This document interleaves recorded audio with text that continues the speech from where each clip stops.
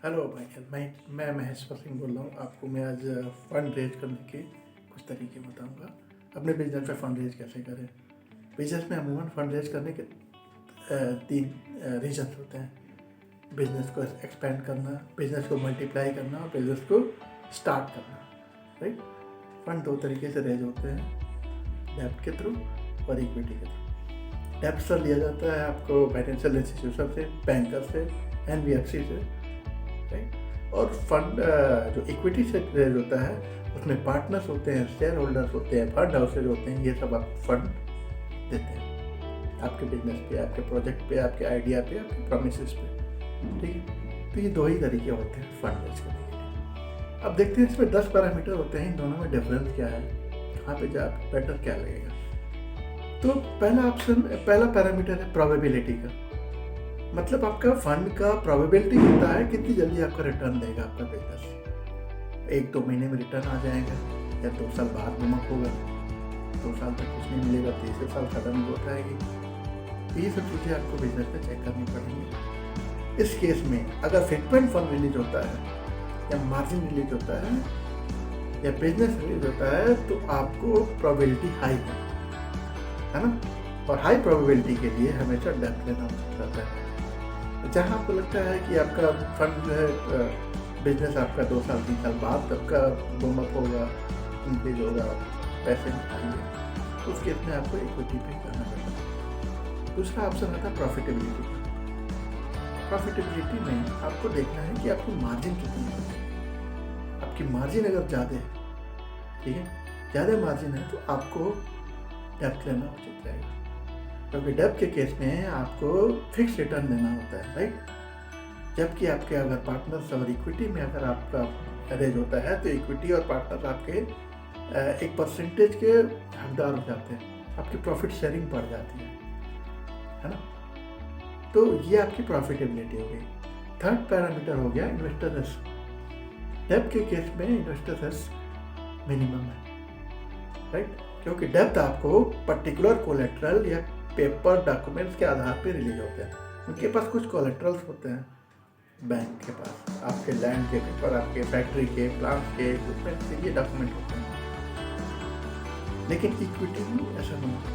Equity में partners आपके promise के आधार पर पैसा देते हैं, तो वहाँ पे रिस्क ज़्यादा होता है। इन्वेस्टर रिस्क इक्विटी की बहुत ज़्यादा है। चौथा पैरामीटर है आपका जो है फंड, कॉस्ट ऑफ फंड। मतलब डेब्ट के केस में कॉस्ट ऑफ फिक्स होता है। राइट। इतना इंटरेस्ट पे आपको लोन दिया जा रहा है। लेकिन इक्विटी के केस में आपका कॉस्ट ऑफ फंड वेरिएबल होता है, बढ़ भी जाता है, घट भी जाता है, लेकिन चारों बढ़ने के केस में बढ़ जाता है। तो कॉस्ट ऑफ फंड आपकी इक्विटी के केस में ज़्यादा होती है। दूसरा कोलेट्रल के पैरामीटर पे देखेंगे तो बैंकर्स या फाइनेंशियल इंस्टीट्यूशन आपको सर्टेन कोलेट्रल के बिहाफ पे ही आपको लोन करेंगे, है ना।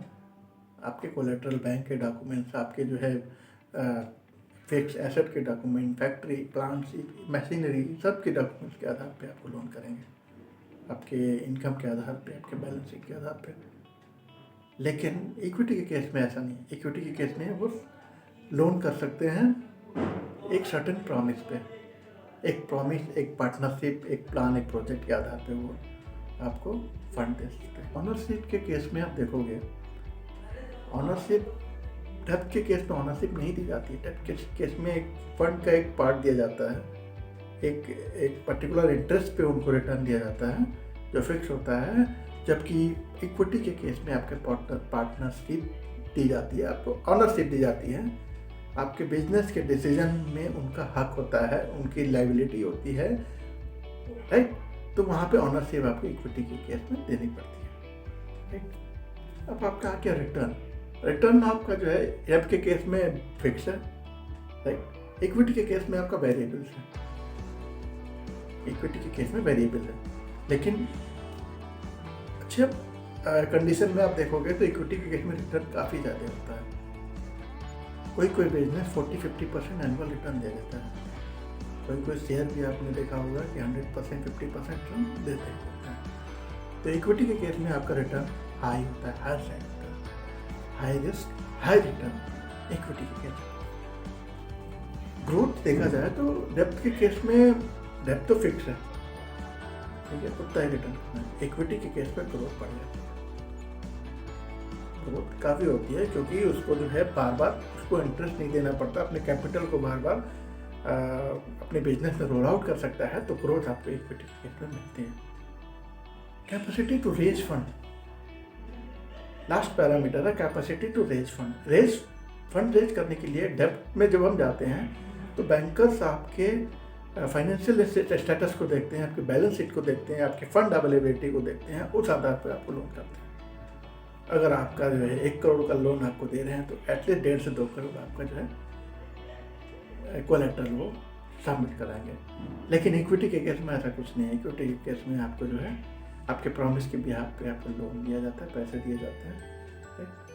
तो वहाँ पे आपको जो है कुछ नहीं देना पड़ता है कोलेट्रल वगैरह। इनफैक्ट इक्विटी में जब आपका फंड रिलीज हो जाता है तो वो फंड आपके बिजनेस का होता है, उसके आधार पर बैंक आपकी कैपेसिटी के आधार पे और लोन दे सकता है।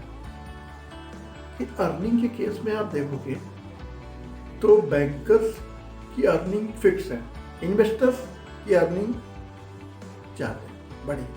इन्वेस्टर्स के केस में अर्निंग बढ़ जाती है, इन्वेस्टर्स की पार्टनरशिप की शेयर होल्डर्स की अर्निंग बढ़ जाती है। तो आपने देखा कि फंड रेज करने के 2 तरीके हैं, डेप्थ और इक्विटी। और तीसरा तरीका है फंड रेज फ्रॉम कस्टमर, मतलब कस्टमर से आप जब फंड रेज करके अपने बिजनेस पे लगाते हैं तो आपका प्रॉफिट कहीं ज़्यादा होता है, क्योंकि कस्टमर ना आपसे इंटरेस्ट लेगा, ना आपके बिजनेस में पार्टनरशिप या शेयर होल्डिंग लेगा, राइट। तो ये बेस्ट ऑप्शन होता है, लेकिन ये हर जगह सुटेबल नहीं होता है। कहीं कहीं इस बार किसी बिजनेस में इसको यूटिलाइज किया जा सकता है। जैसे रियल एस्टेट में ये बिजनेस, ये पैटर्न काफ़ी अच्छे तरीके से यूज होता है, लोग इसमें पैसा भी लगाते हैं और अच्छा रिटर्न भी मिलता है उनको, राइट। तो आपने ये सीखा कि आपको फंड रेज कैसे करना है अपने बिजनेस के लिए। तो पहले आप समझिए अपने बिजनेस के टाइप को, हमारे पैरामीटर्स को, उस आधार पर आप डिसाइड करिए कि क्या करना चाहिए। Thank you.